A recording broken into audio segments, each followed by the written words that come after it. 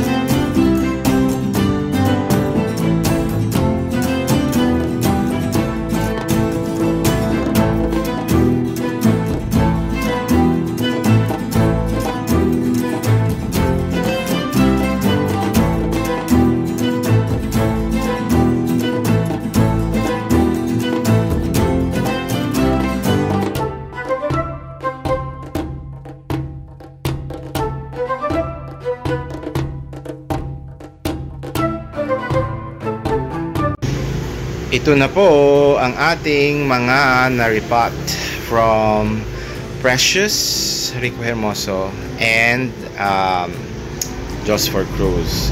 And sinama ko na rin po yung ating bigay ni Ate Lenny at yung aking natira pa. Hopefully may ugat na yan.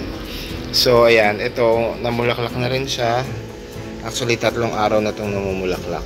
Tuwing mataas ang araw, bumubuka siya. Anyway, ayan. So, ngayon, inaantay na lang yan umakyat sa taas. Kasi,